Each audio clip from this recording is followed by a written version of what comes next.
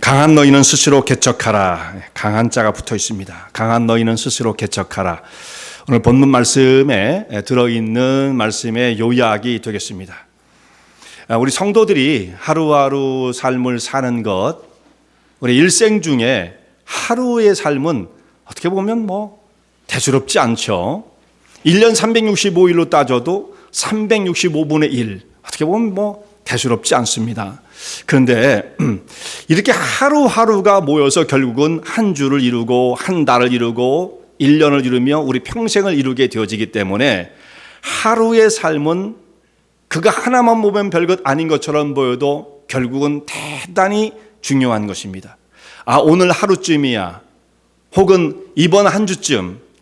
이번 주일은. 이런 식으로 해서 우리가 하루나 한 주를 소홀하게 여기게 되어지면 그러한 습관은 우리의 삶 전반에 영향을 미치게 되어지는 것입니다. 그래서 이 하루하루가 결국은 쌓여져서 나중에는 엄청난 세력이 되어 있습니다. 그것이 긍정적인 것이든 부정적인 것이든 마찬가지예요.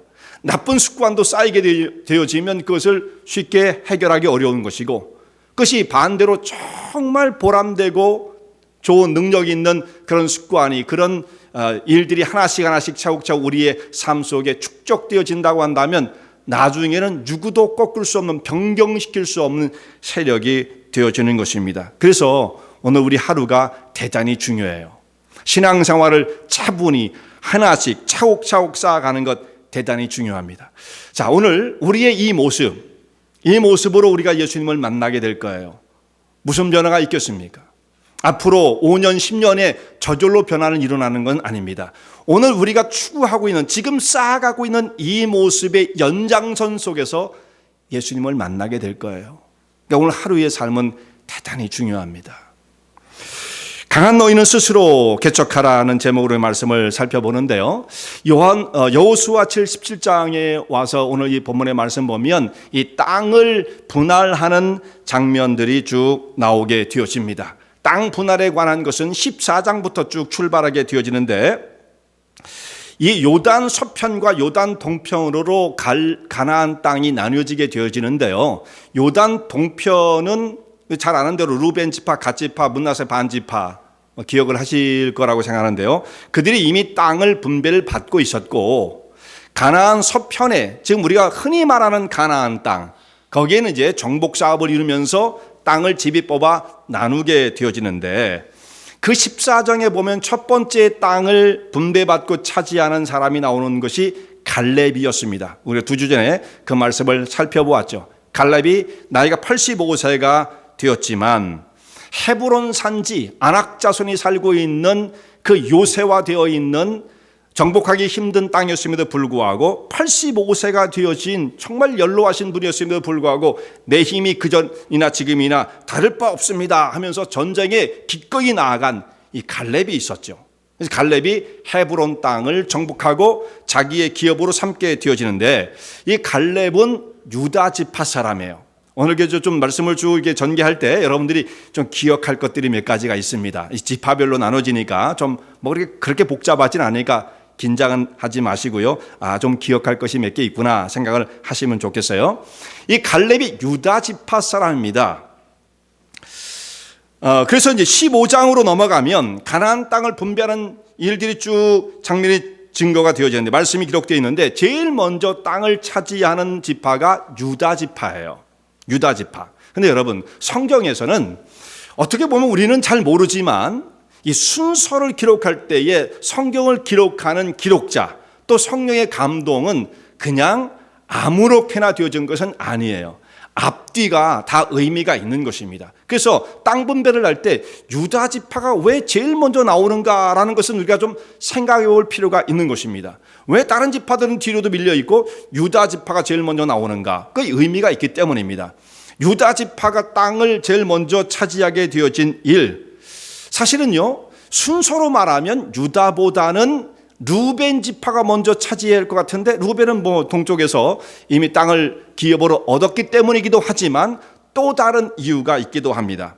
그가 장자로 태어났지만 장자로 인정을 받지 못했다는 것이 큰 문제가 있는 것이죠. 유다가 제일 먼저 땅을 분배받는 모습으로 말씀이 나오는 것은 그 유다 지파가 가장 유력한 지파였기 때문이에요. 유력하다는 건 뭐냐면 일단 인구수가 많은 거예요. 하나님께서 창세기 1장에도 말씀하시기를, 창세기 1장에서 그들에게 복을 주시며 말씀하시기를 생육하고 번성하여 땅에 충만하라. 여러분, 이 사람이 인구수가 많아진다는 거, 중국이 참 그러고 보면 축복을 많이 받았어요. 그죠? 인구수가 많아진다는 것은 하나님의 축복의 첫 번째 상징이에요. 그 후손들이 많아진다, 첫 번째 상징입니다. 그래서 여러분, 자녀를 많이 낳는다는 건 지금도 미국 땅 넓습니다. 얼마든지 넓기 때문에 더 나셔도 돼요. 네, 더 나셔도. 지금 우리가 이민들이었으면 좀 그 두 번째 장가가 우리 자녀들에겐 자녀를 좀 많이 낳아라. 그렇게 할 필요가 있어요. 네. 그래서 생육하고 번성하고 땅에 충만하는 것, 그것이 유다 지파가 이 일을 잘 이루었고 그것이 하나님의 축복의 상징이었다. 유력하다는 거죠. 지금도 인구가 많은 것이 힘이 되어지는데 당시에는 뭐 당연히 중요한 것이죠. 노동력이 있어야 되고 나라를 지키려면 군사력이 있어야 되고 다 사람 맨파워로 하는 거기 때문에 사람이 많다는 것, 이게 굉장히 중요한 문제였어요. 유다 지파는 또한 그뿐만 아니라 인구가 많다는 것뿐만 아니라 유다는 유다 지파를 통해서 메시아가 오시기 때문에 더더욱 중요한 의미를 가지고 있었죠.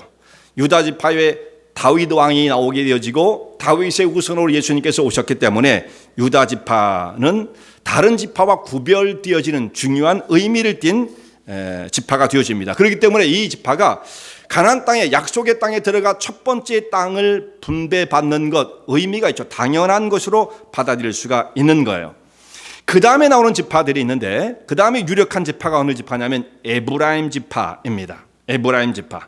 에브라임 지파는 유다 지파의 인구는요, 이 사람이 74,600명이었습니다. 첫 번째 인구조사. 두 번째는 76,500명. 40년 후에 인구를 조사했을 때. 그래서 한 2,000년 정도 가까이 인구가 증가하게 되어지는데, 그 다음 이제 유력한 지파가 에브라임 지파라고 말씀을 드렸죠. 이 사람들은 인구가 아주 많지는 않았어요. 첫 번째 인구조사는 45,000명이었습니다. 45,000명. 40년 후에 모압 평지에서 이들이 인구조사를 다시 했을 때에 그때는 32,500명으로 줄어요. 한 8,000명 정도가 준 거죠. 32,500명으로 줄었어요.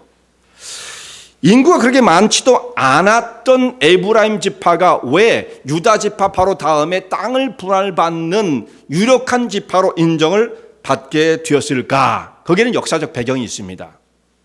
왜냐하면 야곱의 12아들 가운데 첫 번째 장자가 누굽니까? 루벤이죠. 루벤. 이 루벤이 원래는 장자가 되어야 되는데 야곱은 자기 아들 가운데 첫 번째 장자인 루벤을 자기의 장자로 인정을 하지 않습니다. 장자의 명분을 뺏긴 거예요. 성경에 보면 그런 사람이 많습니다. 장자의 명분을 가지고 태어난 사람임에도 불구하고 에서도 뺏겼고 사실 루벤도 뺏긴 거예요. 그러니까 성경에 보면요, 숙명론적인 게 없어요. 먼저 태어났으면 그냥 끝이야, 이런 게 아니에요. 그 다음에 그 사람이 어떤 선택을 하며 사느냐가 굉장히 중요해요. 굉장히 중요합니다. 오늘도 우리가 어떤 선택을 하느냐에 따라서 굉장한 결과가 달라져요. 나는 뭐를 해도 상관없어, 하나님이 다 정해놓으셨어, 이건 신앙이 아니에요. 오늘 내가 무엇을 선택하느냐, 그것은 자기의 생애뿐만 아니라 후대까지도 영향을 준다. 오늘 성경에 보면 그렇게 돼 있어요, 사실은. 그래서 루벤이 야곱의 12아들 중에 첫 번째 장자이지만 야곱은 죽으면서 루벤에게 저주 같은, 축복이 아니죠, 그 말을 하고 눈을 감는 거예요. 내가 원래는 장자요, 위강이 초등하고 탁월하다마는 너는 탁월치 못할 것이다, 이렇게 얘기를 합니다. 너는 탁월치 못할 것이다. 왜냐하면 너는 아비의 침상을 더럽혔기 때문이다. 그래서 그걸 장자로 인정하지 않는 것입니다. 그래서 그가 이런 범죄가 일어났을 때 야곱이, 뭐 그 말씀을 다 드릴 수는 없지만 말이죠, 야곱이 그 자기 아들이, 그러니까 스탠마더를 범한 거예요. 야곱이 얼마나 창피한, 집안에 얼마나 그 수치스러운 일입니까? 그러니까 이것을 대놓고 얘기할 수도 없고 그냥 덮어버립니다. 묻어버려요. 그리고 나서 죽기 바로 전에 그것을 나는 잊지 않았다 라고 말하면서 루벤을 저주하는 거죠. 그래서 그의 장자 명분을 인정하지 않는 거예요. 그래서 이 장자는 어디로 가느냐 하면 야곱이 가장 사랑했던 11번째 아들인 요셉에게 장자권을 주는 거예요. 그래서 역대상 5장에 있는 말씀 보면 루벤이 장자로 태어났을지라도 그 장자의 명분은 요셉에게로 돌아갔다는 말씀이 나와요. 요셉이 장자입니다. 요셉이 장자가 될 수 있었던 것은 뭐냐면 아까도 말씀드린 것처럼 선택하기 나름이다. 그 결과는, 삶의 결과는 선택이에요. 선택. 하나님 우리를 선택하셨고 또한 우리도 하나님의 언약의 말씀을 붙잡고 믿음의 길을 선택하며 가는 사람이기 때문에 달라지는 거지. 우리가 세상을 선택하고 죄를 선택하고 불의함을 선택하면 어떻게 되겠어요? 다 소용없는 것이죠. 요셉은 애굽에 내려가서 총리로서의 사역을 하게 됨으로써 그때 이루었던 공이 엄청나게 컸어요. 먼저 하나님의 백성으로 선택되어진 이스라엘 백성들의 생명을 살렸을 뿐만 아니라 자기들만 살린 거 아니죠. 그 일대에 기근으로 죽어가는 수많은 생명을 살린 공로가 너무나 컸죠. 야곱의 12아들 가운데 정말 가장 뛰어난 아들이 요셉이었고, 요셉의 모습은 마치 예수님의 모습과 같은 그 상징을 보여주고 있기 때문에 요셉이 뛰어났죠. 그래서 요셉을 장자로 인정하는 겁니다. 그럼 장자는 말이죠, 이스라엘 사람들의 장자를 대하는 그것이 독특한데 장자에게는 상속을 할 때 두 몫을 주는 거예요. 장자는 다른 아들이 있으면 우리는 무조건 n분의 1로 나눠야 돼요. 5명이면 5개로 나눠 똑같이 나눠줘야 된다고 그래요. 요즘 딸 아들도 구별 없다고 그러죠. 한국 같은 경우는 무조건 n분의 1로 나눠서 딱 나눠요. 그래서 막 하도 싸우니까 그렇죠. 하도 싸우니까 이제 법으로 정해놓은 거예요. 그런데 이스라엘 사람들은 어떻게 나눠줬냐면 장자에게는 차자나 그 다음 아들에게 돌아갈 것의 2배를 줍니다. 그러니까 5명의 아들이 있으면 6등분을 하는 거예요. 그리고 그 중에 6등분 중에 2개를 큰 아들에게 주고 나머지 아들들은 그 나머지를 가지니까 그러니까 결국 2배를 받게 되어지는 것이죠. 그러면 요셉이 야곱에게 무엇을 상속받았느냐? 2배의 상속을 어떻게 해서 받았느냐? 요셉이 요셉 지파라고 하는 지파의 이름을 쓰지 않죠, 우리는요. 그렇게 쓸 때도 있긴 있지만 요셉 지파 이렇게 부르면 계시록에는 그렇게 부르기도 합니다. 그런데 그것은 결국은 그 안에 베냐민과 에브라임이 들어있는 거예요. 우리가 그렇게 생각을 해야 되는 거예요. 두 지파를 의미하는 겁니다. 그래서 요셉 지파라고 안 하고 요셉 족속이다. 오늘 그렇게 보면 말씀이 되어 있는 거죠. 그래서 요셉은 두 지파를 형성하게 되어집니다. 그의 아들들이 한 지파씩, 에브라임, 므낫세, 야곱의 12아들 중에 그들이 가입되어지는, 사실 손자였지만 지파로서의 역할을 하게 되어지는, 그러니까 두 지파를 형성하게 되니까 이게 장자로서 상속받았다고 하는 특징이 요셉에게 이렇게 나타나게 되어지는 거죠. 그래서 이 하나님의 역사, 가나안 정복의 역사가 이루어지고 난 다음에 이 땅을 분배하는 과정 속에서도 이 순서가 어떻게 진행되느냐에 따라서 그들이 얼마나 인정을 받고 하나님 나라에 귀하게 쓰여지는 자들이었는가가 그 부분에서도 정확하게 나와 있어요. 그래서 우리가 보면 이러잖아요. 천국에 가면 여러분 차등이 있을 거다 없을 거다. 천국까지 가는데 쟤는 1등이고 나는 꼴찌면 그게 천국이 될 수 있느냐. 우리 그런 얘기를 하잖아요. 근데 성경에서는 분명히 천국은 상급이 다르다라고 말씀을 해요. 그게 성경에서 말씀하는 바예요. 우리는 조금 불편하지만 우리는 다 똑같이, 잘난 사람이든 못난 사람이든 다 똑같이. 우리 좀 공산주의적인 그런 속성이 좀 있는 것 같아요. 비양심적이죠, 이거. 근데 성경에서 뭐라고 말씀하시냐? 분명히 차등이 있다. 그들이 선택한 것에 따라서 분명히 그에게 주어지는 결과가 다르다는 것을 성경이 분명히 말씀하고 있어요. 이게 성경에서 말씀하는 바예요. 성경에서는 다 똑같이, 다 평등하게. 그런 거 없다 이거죠. 그렇게 될 수가 없어요, 사람은요. 선택에 따라서 그거에 대한 보상이 주어질 것이다. 이게 더 합리적이죠. 이것이 더 정의로운 것이죠. 일하든 일하지 않든 다 똑같다. 말이 안 되는 거죠.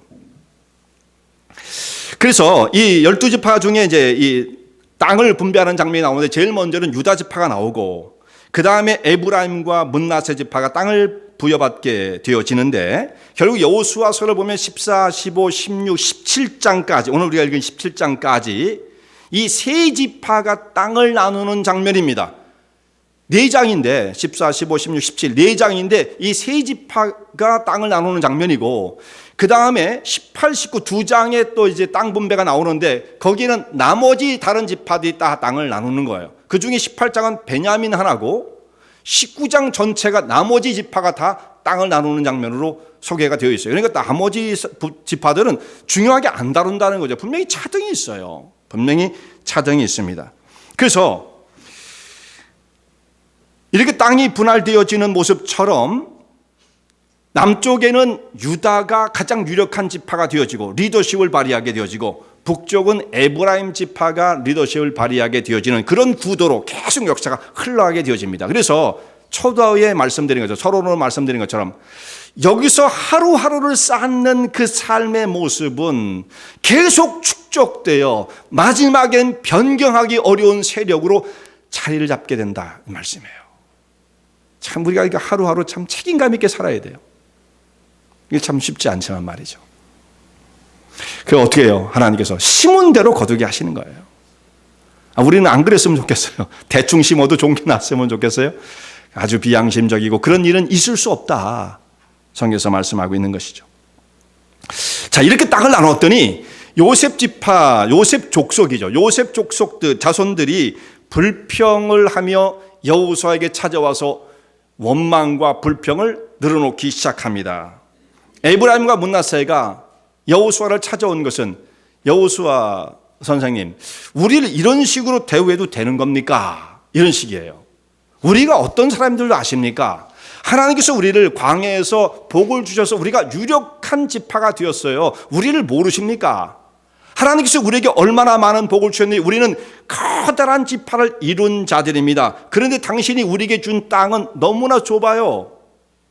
우리를 이렇게 대우해도 되는 거 아니에요. 이건 잘못된 거예요. 하나님의 축복을 받은 족속을 그런 지파를 대우하는 것 치고는 당신은 뭔가 크게 실수한 것입니다 라고 클레임을 하게 되어지는 것입니다.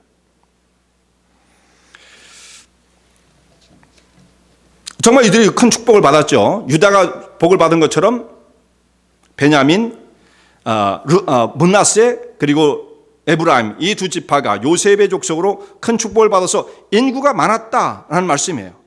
그런데 축복을 받은 우리에게 왜 다른 지파처럼 한 분깃만 주셔서 그 조그만 땅을 나누라고 하는 것입니까? 이것은 우리를 잘못 대우하는 것입니다 라고 원망을 하게 되는 것입니다.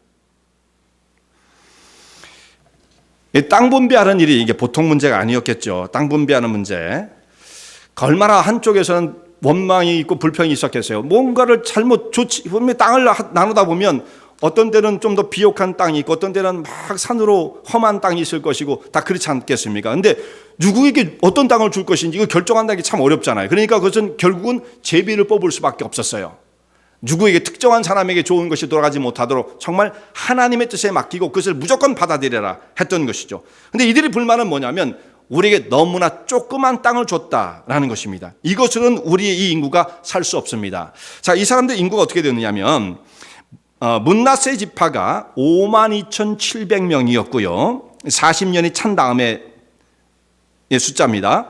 에브라임 지파가 32,500명. 그래서 두 지파를 합하면 요셉의 자손이 85,200명이니까 유다 지파보다 한 10,000명까지는 안 돼도 뭐 9,000명 가까이 이렇게 인구가 많았어요. 그러니까 제일 많은 거예요. 요셉의 후손이 인구가 제일 많았던 것이죠. 그래서 여호수아에게 나온 이 에브라임과 므낫세 지파들이 자신들의 불만을 쏟아놓게 되어집니다. 우리를 이런 식으로 대우하는 것은 불공정한 것이다. 잘못된 것이다. 우리에게 2배를 주시오. 요구를 하게 되었던 것입니다. 자, 여호수아가 이들의 그런 요구를 받아들였을 때 어떻게 반응하는가? 참 이 부분을 보면서 우리가 깨닫는 것이 참 많습니다. 여호수아를 보면서 깨닫는 것이 많아요.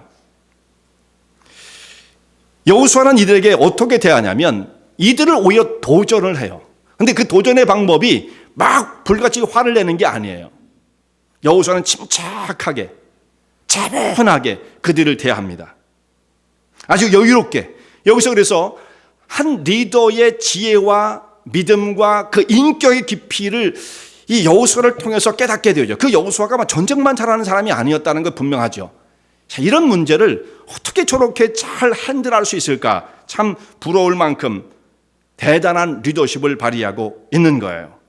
여호수아가 이들을 이렇게 냉랭하게 대하지 않습니다. 차분하게 대합니다. 이들을 인정해줘요. 사람은 인정받을 때 좀 마음이 이렇게 푸근해지잖아요. 왜 나한테 와서 이런 행패를 부리는 거야? 이런 식으로 하면 막 서로가 싸우게 되지 않겠습니까? 근데 인정을 해줘요. 그들에게. 당신들이 정말 요셉의 자손으로 에브라임 므낫세의 두 지파를 이루면서 하나님의 축복을 정말 많이 받은 자들이다. 당신들은 그 광야를 지나면서도 숫자가 늘어나는 큰 정말 하나님의 축복을 받은 자들이다. 이렇게 그들을 한편으로 축하를 해줍니다. 인정해 주는 게 좋은 거죠. 그러면서 당신들은 유력하고 힘이 있는 사람들이므로 그 땅이 내가 봐도 좁아 보인다. 이것도 인정을 해요. 그러면서 당신들은 그 땅에 그냥 머무를 것이 아니라 에브라임 산지가 좁을 것이니 브리스 사람 그리고 르바인 사람이 거하고 있는 살림 숲속으로 들어가서 그 땅을 스스로 개척하여 당신들의 땅으로 그 끝까지 당신들의 땅으로 만드십시오. 개척하십시오. 라고 도전하는 거예요. 자, 이 말을 들은 에브라임 사람과 므낫세 사람들이 다시 여호수아에게 얘기를 하는 거예요. 우리가 지금 당신이 얘기하는 그 땅도 사실은 좁아요. 이게 계속 불만을 얘기하는 거예요. 그 땅도 좁아요. 그것도 갖고도 안 돼요. 이렇게 말을 하면서 또 한 가지는 이게 중요한 게 아니에요.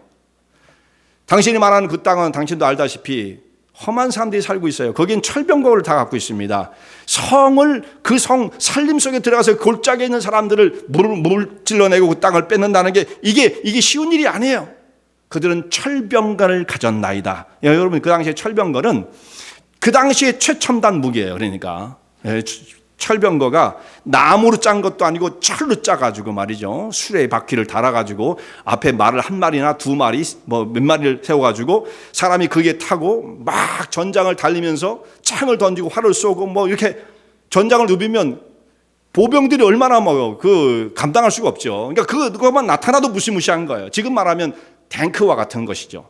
자, 이런 철병거를 가진 무시무시한 무기를 가진 사람들을 우리가 어떻게 해볼 수 있겠습니까? 그들은 철병거를 가져서 우리가 마음대로 정복할 수 없습니다. 라고 그렇게 여호수아에게 불평을 합니다. 다시 또 여호수아에게 그들에게 대답해요. 아니, 당신들은 하나님의 축복을 받았다면서요. 인구가 많다면서요. 유력하다면서요. 대우를 해달라면서요. 넓은 땅이 필요하다면서요. 힘이 있다면서요. 축복을 받았다면서요. 그러하다면 그 능력을 가지고 뒤로만 숨지 말고 당신들은 그야말로 분연히 일어나 무장을 하고 그 골짜기에 사는 사람들을 정복하는 일에 앞장서야 할 것입니다. 이 도전을 하는 거죠. 너희들은 능히 그들을 쫓아낼 수 있을 것이다. 힘을 합하고 얼마나 하나님께서 너희를 유력한 족속으로 만들어 주셨느냐. 그 힘 뒀다 뭐 할 거냐 이거죠. 그야말로 그 힘 뒀다 뭐 할 거냐. 그걸 가지고 일어나서 하나님의 사역을 이루기 위하여 두려움이 없이 너희들이 밟는 그 땅을 정복하여 하나님의 약속을 성취하라 라고 도전을 하는 것입니다. 그런 것도 하지 않으면서 무조건 나와서 땅을 내놓으십시오. 땅 주세요. 우리는 큰 족속이 되었으니 우리 좀 대우해 주세요. 이런 거 갖고 안 통한다라는 말씀이죠. 정말 여호수아의 도전이 이게 너무 분명하지 않습니까? 딱 맞지 않습니까? 자신들이 큰 족속이기 때문에 넓은 땅을 요구했다고 한다면 그냥 달라고만 하지 말고 그거에 따르는 그 정도에 따르는 책임과 의무를 다하라고 하는 도전이 있었던 것입니다. 근데 많은 사람들이 가만히 앉아서 자기의 권리만 주장할 뿐이지 자신들에게 주어진 책임을 다하려 하는 사람들은 사실상 적은 거예요. 이렇게 아무런 역할도 하지 않으면서 권리의무를 주장하는 사람에게 또한 아무도 주려 하는 사람도 없는 것입니다. 자, 하나님 입장에서 봐셔서 그렇지 않겠어요? 아무것도 안 해요. 그 우상숭배자들이죠. 비나이다만 하면 뭐가 복이 쏟아지는 줄 알고. 그건 우상숭배자들이 하는 것이지 성경에서 말씀은 성경은 대단히 윤리적인 거지요. 대단히 윤리적인 거예요. 공짜 없어요. 대단히 윤리적인 거예요. 그가 하나님의 은혜와 축복 속에 강해졌다고 한다면 그것에 따르는 의무와 책임을 다하지 않는다면 하나님은 그런 사람을 도우시지 않는다는 말씀이죠. 우리가 봐도 그런 사람 매력적이지 않은데 하나님께서 그런 사람을 매력적으로 보시겠습니까? 이거 굉장히 참 우리에게 책임이 있는 겁니다. 여러분, 지금까지 우리가 많이 들어왔던 말 가운데 noblesse oblige라는 말이 있죠. 무슨 뜻인지 여러분 다 알고 계시리라고 생각합니다. 이거 굉장히 요즘 많이 쓰는 용어니까 noblesse oblige. 원래 이게 프렌치에서 온 말인데 이제 영어에서도 늘 쓰는 말이 되었어요. 이 말은 noblesse는 귀족이란 뜻이고요. oblige는 의무란 책임 이런 뜻입니다. 쉽게 말하면 그렇게 우리가 해석할 수 있어요. 자, 귀족으로 살려면 귀족의 책임을 다해야 된다라는 뜻입니다. 사람들에게 대우를 받으려고 하면 그 대우받을 만한 일을 해야 된다 그 뜻이에요. 그냥 나오는 게 아니다. 자기의 지위만 가지고 아무도 대우해 주는 사람 없어요. 그 사람의 책임과 의무를 다할 때 그 대우를 받을 수 있다. 또 다른 말로 말하면 귀족은 귀족이 되기 위하여 의무를 져야 한다. 이게 거의 의무상이죠. 책임을 져야 한다. 그렇게 우리가 이 말을 해석할 수 있습니다. 이런 일은요, 이런 사상들이 사회적으로 정착된 것은 로마 시대부터 이 사상이 정착되어졌습니다. 사람이라는 것은 원래 다 이기적이죠. 사람은 다 자기의 것만 이렇게 챙기려고 하는 본성이 있는 거예요. 사람은. 그런데 나라를 이루고 제국을 이루게 되어지는 가운데서 생각해 보세요. 모든 사람이 자기의 이권만 생각하고 그렇게 여기 나왔던 에브라임 문나세 같은 사람들의 입장에서만 사회의 구성원이 되어 있었다고 한다면 그런 나라가 로마라고 하는 제국을 이룰 수 있겠습니까? 어림도 없는 것입니다. 그러니까 어떤 한 나라가 형성되어지고 그것이 제국으로 세워지는 가운데서는 그만큼의 리더십과 백성들의 깨어있는 모습, 책임을 다하는 모습이 분명히 숨어 있었다라는 거예요. 이것이 그래서 로마에는 아주 초기부터 정착되어진 사회적 통념이었다라는 것입니다. 로마 초기에서 왕과 귀족이 되어지는 사람들은요, 그 사람들은 이 사회에 대한 기부에 대한 문화가 완전히 정착되어 있었어요. 그래서 도서관을 짓는다, 목욕탕, 그 당시 그 사람들이 목욕을 되게 좋아했거든요. 목욕탕을 짓는다, 혹은 체육관을 짓는다, 이런 그 사회 공공사업을 할 때 지금 어떻게 합니까? 세금 걷어서 하죠. 그때는 왕과 귀족이 무조건 자기의 사재를 헌납해서 짓는 것을 원칙으로 했다. 그것을 부담으로 여긴 것이 아니라 그들은 그것을 영예로 여겼다라는 것입니다. 사회적 책임을 져야 된다 생각했던 거예요. 우리가 귀족이면 귀족답게 살아야지. 어떻게 사는 겁니까? 사회적 책임을 다하는 거예요.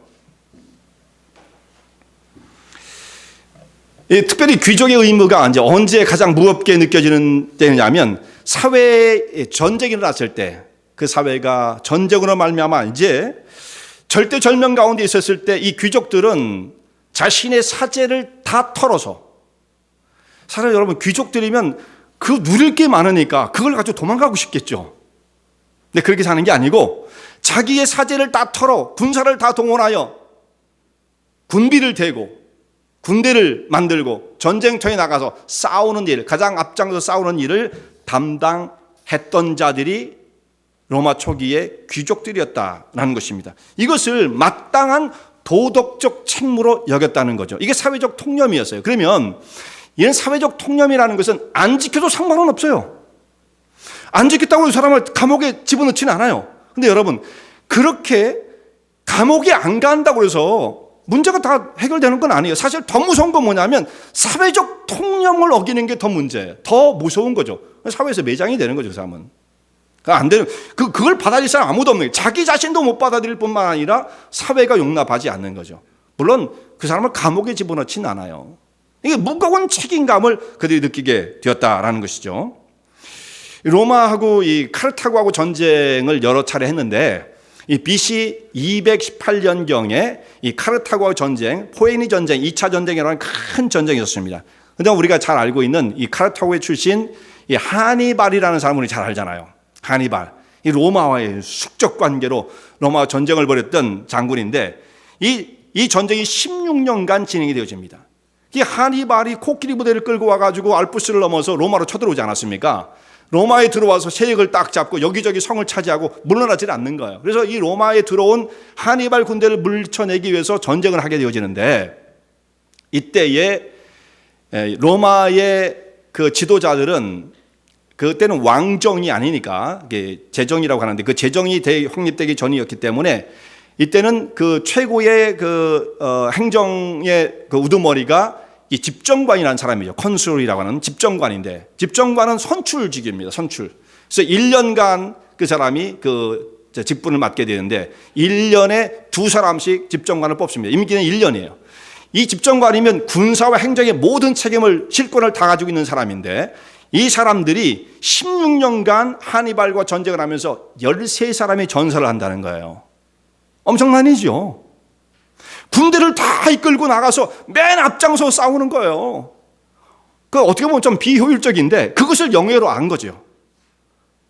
귀족이라면 사회적 책임을 져야 되는 것이다. 우리가 맨 뒤에서 도망을 궁리하지 않고 우리가 맨 앞장서서 전쟁을 해야 한다. 그래서 13사람 집정관, 최고의 사령관이 목숨을 잃는 일이 있었다라는 것입니다. 이런 걸 두려워하지 않았어요. 그래서 로마 사회는 이 귀족과 노예의 그 차이를 어떻게 보았느냐. 우리는 쉽게 이렇게 생각하죠. 여러분 보세요. 노예는 어떤 사람이에요? 자기 실권을 다 잃어버린 사람이죠. 전쟁포로가 됐다거나 이런 사람들이죠. 그 사람이 노예가 되는 거예요. 주인, 귀족은 어떻게 되느냐? 그 노예를 팔고 살 수 있는 능력을 가진 사람이 이제 귀족이 되어지는 거예요. 그런데 우리는 그렇게 생각을 하죠. 근데 로마 사람들은 그렇게 생각하지 않았다는 것입니다. 로마 사람들이 귀족과 노예를 바라보는 그들의 시각은 뭐였느냐?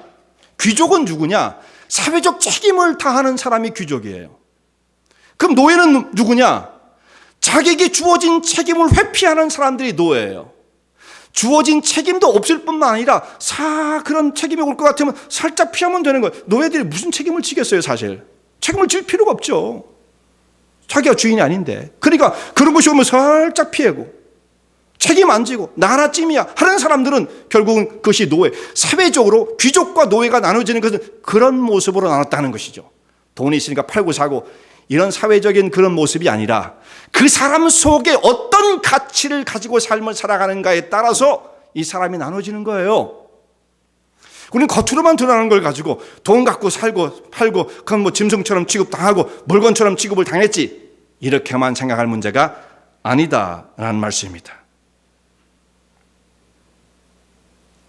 근데 여러분 이것은 2000년 로마에서만 있었던 일이 아니고 지금도 얼마든지 일어나죠. 지금 노예 제도가 없어요. 아무도 없죠. 주인도 없습니다. 그런데 지금 여러분 이런 의식은 남아있는 거예요. 무슨 일이 있을 때 책임을 지려는 사람, 내 몫을 담당하려고 하는 사람, 그 사람은 귀족적인 마인드를 갖고 살아가는 사람이에요. 무슨 일이 왔을 때 살짝 피해가지고 나 하나쯤이야 뭐 하고 그 일을 피해버린다고 한다면 그 사람을 누구도 노예라고 부르진 않지만 근성 속에 남아있는 것은 그것이라는 것을 부정할 수 없는 것입니다. 아프죠. 뼈 아프죠. 나는 정말 오늘도 무엇을 선택하고 살아가는가? 그건 그 사람의 본인의 선택일 뿐, 누구도 강요하지 않아요. 그 사람의 선택일 뿐이에요. 나는 어떤 사람인가? 정말 귀족적 마인드를 가지고 그런 대접을 받고 싶은 사람인가? 아니야. 난 살짝 피하고 싶어. 이런 사람인가? 참 뼈 아픈 지적입니다. 이 말씀을 제가 생각하면서 정말 나는 어디 서 있는 사람인가? 나는 귀족인가? 노예인가? 생각하지 않을 수가 없었어요. 이것이 과거의 일만이 아니고요. 얼마 전에 영국 사람들은요. 왕실과 귀족들, 이 사람들도 귀족 계급이 있잖아요. 뭐 경서 이렇게 부셔가면서 1, 2차 대전 때에 참전을 하면서 여기 수많은 사람이 죽게 되어지는데 이 영국 사람들이 최고의 명문으로 치는 이튼 칼리지라고 있는데 거기에 한 해에 그 총 학생 수가 1000명이 안 됩니다. 그 당시에는 1, 2차 대전 때 아주 조그만 학교예요. 아주 사립 중에 최고의 명문 귀족들과 명문 자녀들만 입학하는 그런 특수한 학교죠. 좀 특권층들이 가는 학교라고 볼 수 있죠. 근데 이 학교에서 1, 2차 대전을 거치면서 여기에 전사자가 나왔는데 1차 대전, 2차 대전 때 2000명의 학생이 죽었다. 이 학교의 동문 2000명이 죽었다는 거예요. 그럼 총 학생 수가 1000명도 안 되는데 2,000명이면 그 한 시대의 학교 졸업생들 아래 위로가 전쟁터가 다 죽었다는 얘기예요. 거의 7, 80%가 죽었다는 얘기죠. 그러니까 한 시대는 그냥 완전히 블랭크가 돼버리는 거예요.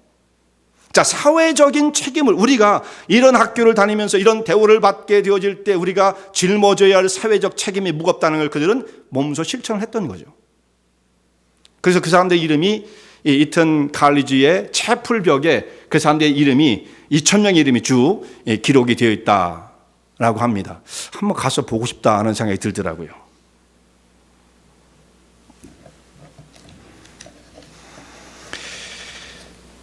근데 오늘 성경 본문에 이제 맨 마지막으로 가면 우리 17장에 들어있지는 않지만 이 나블리스 어블리지를 철저하게 실천한 사람이 나오는데요. 이 사람이 누구냐면 여호수아입니다. 여호수아. 가나안 정복 기간 동안에 이것을 가장 철저하게 실천하려고 했던 사람이 이 군대를 이끌었던 최고의 지도자 여호수아였어요. 여러분, 여호수아가 어느 지파 소속 사람인지 아십니까? 이 사람이 에브라임 지파 사람입니다. 에브라임 지파. 정탐꾼으로 들어갈 때 에브라임 지파의 대표가 되어서 40일간 정탐을 하게 되어지죠. 근데 지금 이 여호수아에게 나와서 더 큰 넓은 땅을 내놓으십시오. 우리 이런 식으로 대화하는 거 그거 맞지 않습니다. 라고 나왔던 에브라임 사람들이 믿는 빽이 있었을 거예요. 여호수아에게 오면 그래도 야, 우리가 남이가 그러면서 뭔가 좀 해줄 거라고 생각을 했겠죠. 근데 뭐예요? 여호수아는 공은 공이고 사는 사다, 정확하게 얘기하는 겁니다. 너희들은 큰 민족, 하나님께 축복을 받았으니 너희가 스스로 개척해라. 특혜 없어. 책임을 져야지. 무슨 특혜야. 이렇게 말을 했던 것이죠. 여호수아는 누구 편에도 기울어지지 않았던 것입니다. 그리고 오히려 그들에게 도전을 했던 거예요. 당신들이 다른 사람에게 인정받고 싶어 하거든 스스로 인정받을 만한 자리에 나아가십시오. 사회적 책무를 다하십시오. 참 얼마나 명답이에요. 여호수아의 뛰어난 리더십을 보게 되어지죠. 글쎄, 이거 안면이 있는 사람들끼리 이것도 모른다 할 수도 없고 어떻게 하면 좋은가 쩔쩔매고 그렇게 하지 않았다는 거. 이 사람 훌륭한 사람이죠. 여호수아가 자기도 땅이 필요하잖아요. 자기도 집을 지을 땅이 필요하잖아요. 근데 땅을 언제 분배를 받느냐? 아까도 말씀드린 것처럼 14장부터 땅 분배가 진행이 돼요. 14, 15, 16, 17까지 이 세 지파 유다, 에브라임, 므낫세. 그 다음에 18, 19로 가면 베냐민과 나머지 지파들이 땅을 부여받는 장면이 나오는데 여호수아는 19장 맨 마지막이면 땅 분할이 끝난 다음에요. 맨 마지막에 몇 줄 여호수아가 어느 땅을 차지하게 되었다라고 말씀을 하고 있어요. 그가 가장 큰 공을 세웠기에 가나안 정복의 최고의 지도자요 리더십을 발휘한 최고의 전공을 세운 사람 아니겠습니까? 그러니까 당연히 자기가 제일 좋은 땅을 난 여기 차지할 거야. 나머지는 당신들이 알아서 해. 이건 건드리지 마. 해도 누가 뭐라고 하겠습니까만은. 근데 이런 사람은 그런 것을 오히려 탐하지 않아요. 그러니까 정말 명성을 얻을 만큼 얻었고 귀족적인 존경과 그 인정을 받고 있기에 물질적인 것까지 혹은 좋은 땅까지 다 차지해야 된다고 생각하지 않는 거죠. 오히려 다른 사람을 섬기고 배려하는 것으로 자기 리더십을 그렇게 발휘했던 것입니다. 참 몸으로 이것을 실천한 사람이죠. 자, 이 땅의 삶을 우리가 살아가는 우리의 삶 하루하루의 모습을 보면 우리가 다 세상 사람이 섞여 살잖아요. 믿음을 가진 사람이든 아니든 섞여 사는데 정말 불만을 위한 불만을 가진 사람이 있는 것 같아요. 만인을 향한 만인의 투정 뭐 이런 비슷한 말처럼 불만을 위한 불만을 하는 사람들이 있는 것 같아요. 그냥 모든 것이 불만이에요. 모든 것이 짜증나요. 모든 것이 안 되는 거예요. 이 사람에게는. 나는 왜 내 인생은 이럴까? 이렇게 생각하는 거죠. 모든 것이 불만과 불평이에요. 만약에 이 에브라임과 므낫세의 입장이었다고 한다면 우리는 그게 존경을 받아야 돼요. 우리는 인정을 받아야 돼요. 우리는 큰 민족이야. 대우를 받아야 돼요. 우리는 좀 스페셜해요. 이런 사람이라고 한다면 자기의 능력이 있고 지위가 있고 지혜가 있는 사람이라고 한다면 다른 사람을 볼 때 저 사람은 좀 그렇다. 좀 모자르다. 좀 약하다. 이렇게 생각할 게 아니죠. 오히려 여호수아가 보였던 모습처럼 그런 사람들을 이끌고 그들을 도와주고 세워주고 격려하며 함께 더불어 이 사역을 이루는 일에 리더십을 발휘할 사람들로서 자리를 잡아야지, 다른 사람을 정죄하고 불평하고 그들을 원망하는 모습으로 자신들의 지위를 사용해서는 안 된다는 것이죠. 정말 그 사람이 뛰어난 사람이라고 한다면. 근데 반대로 자기가 뛰어나지 못한 사람이라고 한다면, 그럼 그런 사람이 누가 누구를 갖다 탓하겠습니까? 자기 하나도 자기가 건사할 수 없는 사람이라 무슨 원망과 불평을 할 게 있겠어요? 나 하나 집중하기도 힘든데 누가 다른 사람을 보면서 저 사람 이래 저 사람 이래 뭐 문제가 많아 이런 말을 할 수가 있겠습니까? 그러니까 결과적으로는 뭐냐면 아무도 원망할 사람이 없는 거예요. 세상의 불평과 원망은 이런 시각으로 본다면 아무도 할 사람이 없는 거예요. 자기 능력이 뛰어나요? 그러면 약한 사람들 도와주면 되는 거예요. 좀 모자라요? 그러면 좀 겸손한 모습으로 살아야죠. 그게 정상 아닙니까 사실? 누가 죽을 보고 뭐라고 하겠습니까? 예수님께서 늘 그런 말씀하시죠. 누가 죽을 보고 뭐라고 하겠느냐. 누가 죽을 보고. 근데 이런 일들이 실제적으로 일어나지 않죠. 대부분 거꾸로 하죠. 다 원망해요. 다 원망과 불평이 많아요. 자, 우리는 하나님 백성으로 거룩한 자녀로 분을 받았어요. 지난주에 우리 말씀 이 목사님을 통해서 우리가 말씀을 상고한 것처럼 정말 우리는 하나님의 택한 족속으로 왕같은 제사장으로 거룩한 나라로 하나님의 소유된 백성으로 분을 받은 자들입니다. 영광스러운 자들. 자, 우리가 다 그렇게 대우받기를 원해요. 하나님의 거룩한 백성으로 자기의 신분이 정말 존귀한, 아무도 우리를 가볍게 우습게 보지 않는 그 정도의 사람으로 대우받기를 원하는 거예요. 다 그런 마음이 있죠. 다. 그렇다면 우리가 정말 그와 같은 삶의 자세를 가질 수 있어야 되는 거예요. 그런 백성을 향해서 하나님께서 오늘 우리에게 뭐라고 말씀하시겠습니까? 하나님 백성을 향해서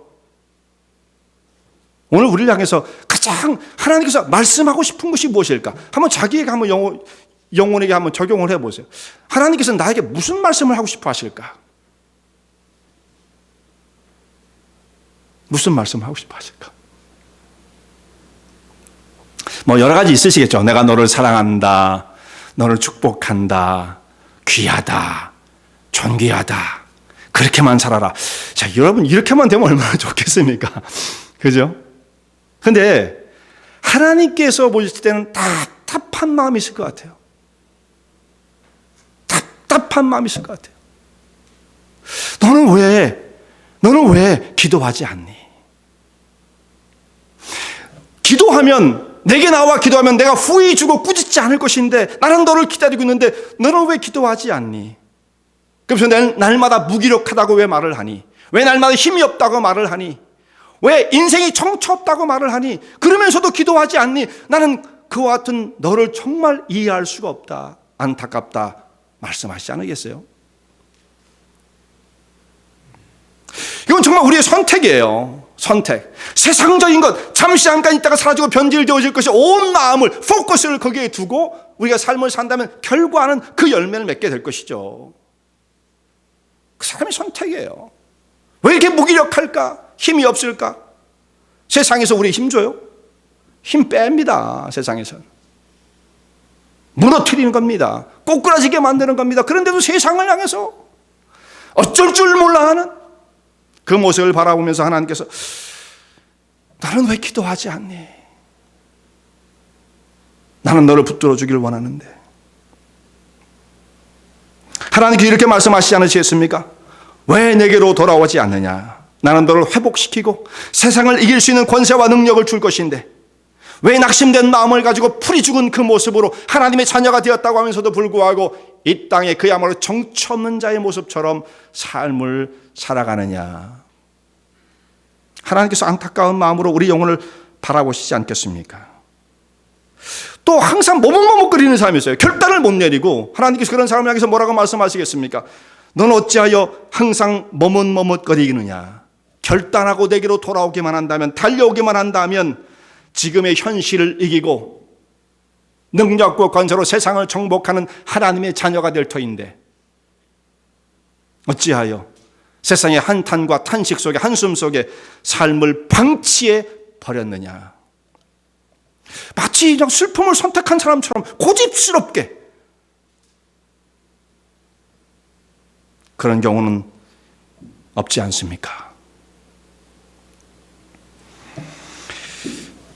정말 이 땅에 우리가 육체를 가지고 살아가는 동안은요, 삶에 참 피곤합니다. 그래서 우리 모습은 깨어져 계신 질굿에 불과하기 때문에 누가 툭 치면 그냥 깨지고 상처 나는 거예요. 아파지고 낙심되어지고. 그런데 여기서 우리 자신의 신분이 어떤 존재인지를 다시 한번 깨달아 확인해 볼 필요가 있습니다. 정말 그렇다면서요. 왕같은 제사장이라면서요. 택하신 족속이라면서요. 거룩한 나라라면서요. 그렇다면 이렇게 존귀하게 하나님의 백성으로 분을 받은 우리의 신분이 로마의 귀족만 못하겠습니까?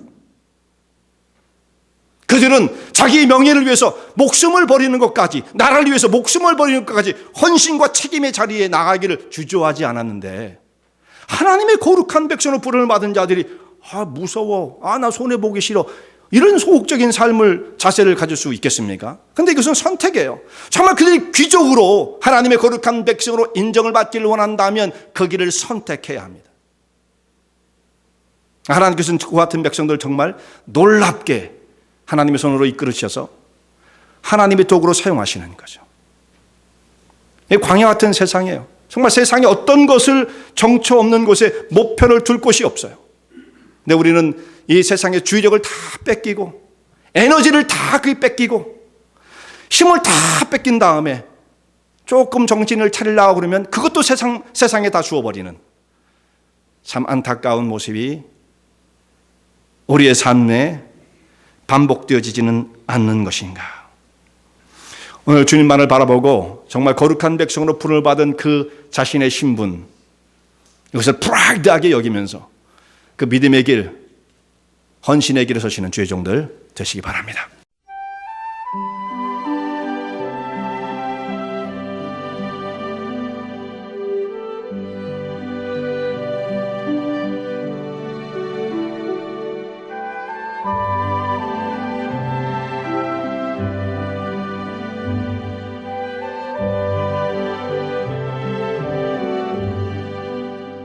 은혜와 진리 장로교회를 소개합니다. 저희 교회는 15년 전에 시카고에 복음의 바람이 불게 하라는 하나님께서 주신 소명을 가지고 창립되었습니다.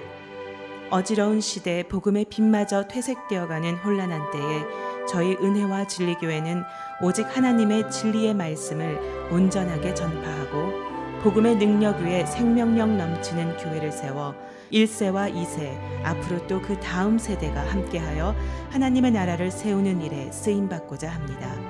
영혼의 갈증과 무기력함으로 고통받는 분들을 생명의 세계로 초대합니다.